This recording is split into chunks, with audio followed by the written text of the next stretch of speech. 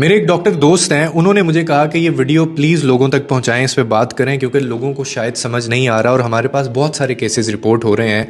ख़तरे की घंटी जो है वो बज गई है जनाब।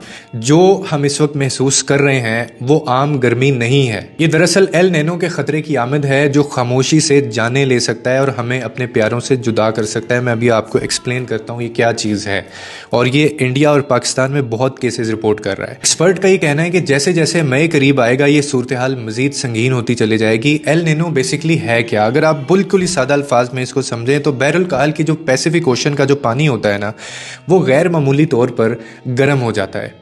और इससे क्या होता है कि इससे दुनिया भर में जो हवा का निज़ाम है उसके अंदर एक तब्दीली, उसके अंदर एक जो चेंज है वो आना शुरू हो जाता है। जनूब मगरबी मानसून जो हमें मई में बारिश देता है, इस बार तखीर का शिकार हो सकता है, फिर वो कमज़ोर पड़ सकता है। अब ये चीज़ इतनी ख़तरनाक है, इसका मतलब क्या है? इसका मतलब ये है कि जब बारिश होनी चाहिए उस वक्त शदीद गर्मी पड़ेगी, बारिश नहीं होगी।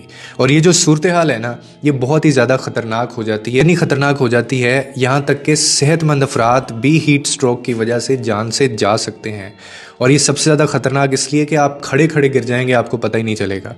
और इसकी अलामात भी उसी वक्त ज़ाहिर होती हैं जब टाइम कम होता है। इसीलिए अपनी हिफाजत के लिए फ़ौरी आपको ये इक़दामात करने हैं। खुदा के लिए प्यास लगने का इंतज़ार मत करें ऐसी गर्मी में, ये बहुत ख़तरनाक है। प्यास जो होता है ना, वो इस बात की अलामत होती है कि आपका जिस्म पहले ही पानी मांग रहा है, वो डिहाइड्रेशन का शिकार हो चुका है। और उसके बाद आप जब मज़ीद पानी नहीं पीते तो आप इसका शिकार हो सकते हैं। हर घंटे पानी पिएं।